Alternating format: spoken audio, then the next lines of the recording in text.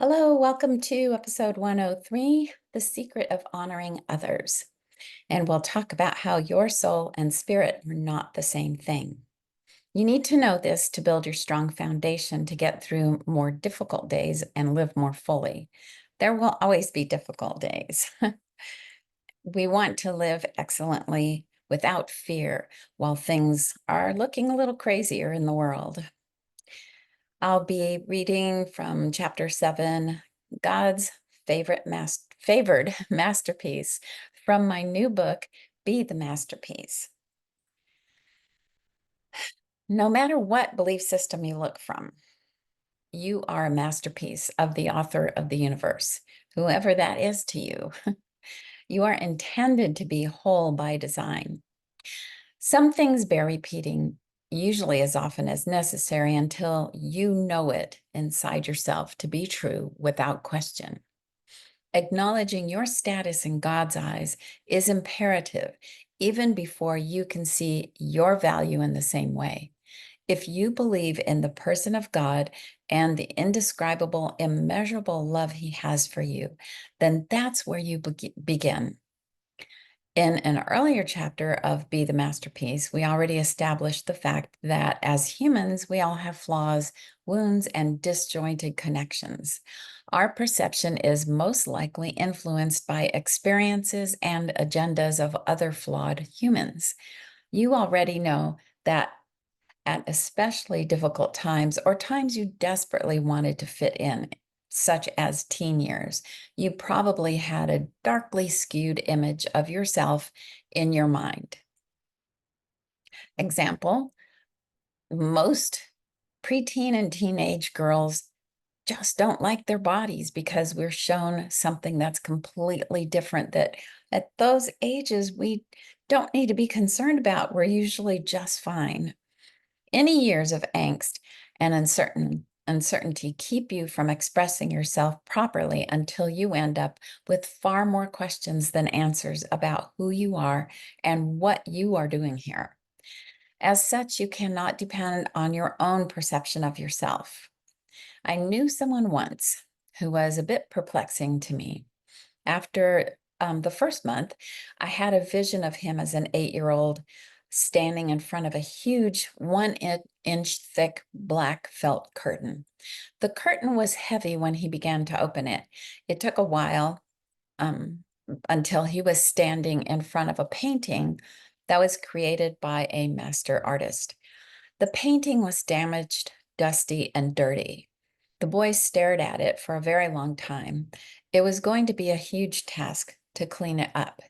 He wasn't sure he wanted to do the work. At one point, he took a rag and began cleaning a corner of the painting. I told my friend about that, and he said that everything started going downhill for him when he was 8 years old. I'm not sure what results transpired, but I realized this is an illustration for each of us. You are a masterpiece. Maybe you can relate to this vision. Maybe you already know how much patient, dedicated work it will take to bring you back to your originally intended state of creation. The point is that you are intended to be whole in spirit, heart, mind, and body. You already have everything you need in your spirit to unfold into this spectacular masterpiece, empowered to fulfill your life and use every gift you have while finishing your time here in a beautiful celebration of having done your very best. And that's what life should be each and every day. We should feel good about what we've accomplished and how we're one step closer to the next dimension. Where is a safe place to look for your identity? Is your current perception your authentic and actual identity, or is it skewed by the gunk and junk from the past? Maybe harmful generational patterns and not even yours to begin with. This is where it becomes more complicated until you find the simplicity of your inner being. First, that epiphany I received gave me a vision of these 3 elements. Your soul is not the same as your spirit. I only saw that on this earth. Your soul is made up of your heart, emotional expressions, and your mind, thought expressions. This is the part that you are here to establish through building your character and strong foundation. Your spirit is the eternal part of you that comes from eternity and goes into eternity after this huge human experience. I have no idea what happened before or what will happen afterwards. It doesn't really matter as much as living in the moment you are in. Don't miss it. If you're too concerned with the past and the future, you're going to miss this very moment and you won't be able to savor that. Your spirit is made in the encompassing image of God's spirit with every aspect and value that is God. There is a mystery here, and I'm sure it isn't known by everyone. I'm sure it's not entirely obvious to me at this point. What I do know is that you have everything you need in your spirit on the inside to live a blessed and joyful life, not dependent on what's outside of you, including what's passed down from previous generations. Based on this, God's spirit is holy, anointed, divine, and it's yours, and your spirit is an image or reflection of the Holy Spirit, although it's the Holy Spirit is its own being as part of you, if that makes sense. Your spirit starts out from eternity in alignment with God's spirit. Once you are conceived as a human, you are subject to a plethora of possibilities. It begins with your parents and everything they contribute physically, emotionally, and mentally. Then every other human and circumstance either adds to or subtracts from your value. These potentially change your perspective on life in addition to how you respond. It doesn't change your spirit since that is a fixed asset. Your soul, however, is adaptable in response to the stimuli you receive from the very beginning. The journey begins as the quest in each phase of your life unfolds when you begin to question your status quo. Your intention, motivation, and dedication can change and increase your very existence and impact your world. This is true for each and every human. When the student is ready, the teacher will appear. When the student is truly ready, the teacher will disappear. This is a quote from Tao Te Ching. Equally true is when a child asks a question, they are ready for an age-appropriate answer. And that's a quote from me. If you are asking questions, you are ready for the answers as well as the transformation they bring. This is really great these days because we can do a lot of research. We just need to make sure that what we're reading or listening to is in alignment with what we're looking for. Unfortunately, it's possible that your soul, your heart and mind, received wrong information and wrong signals, which debilitates the process and progress of learning, growing, and assimilating better information. But this can be turned around at any time in life with the right course correction. Don't judge yourself for not knowing. A huge percentage of human population has received some degree of wrong information about themselves or the world. You are not alone. You only know what you've learned so far. And thankfully, you can always learn and know more. What will set you apart is your willingness to open your heart, to renew your mind, so that you can transform your life. You have the power within your spirit.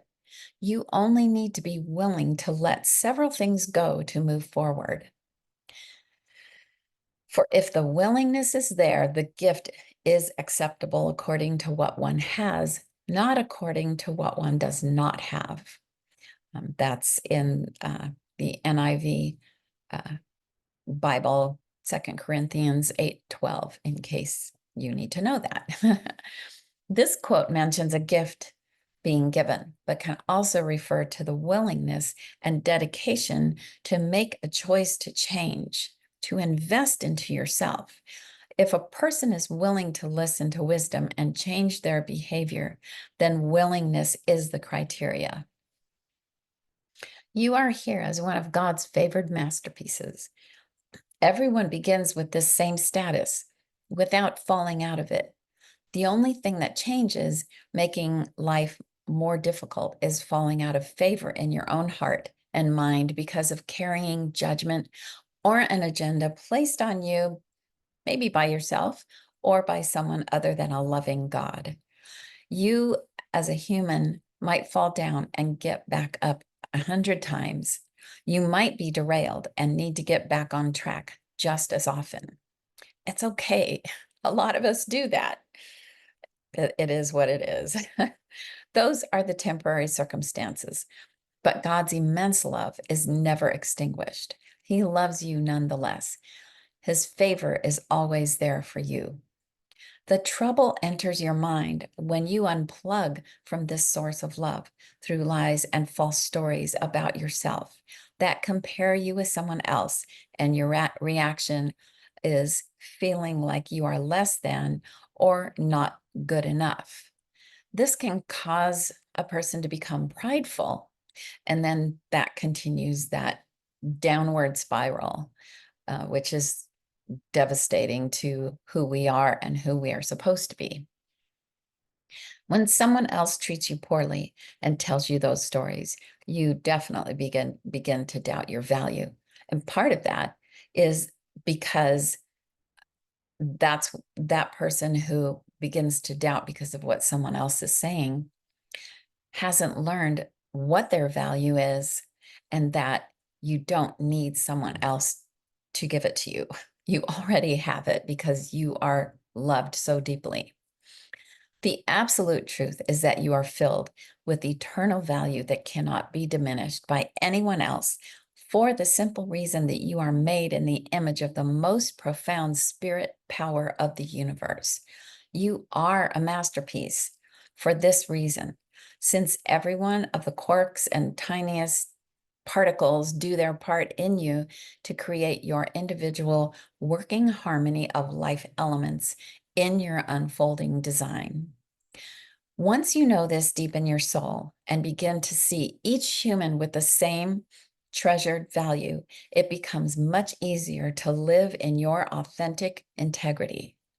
Likewise, it becomes easier to honor, respect, and hold space for others to own and work out their own journey as well.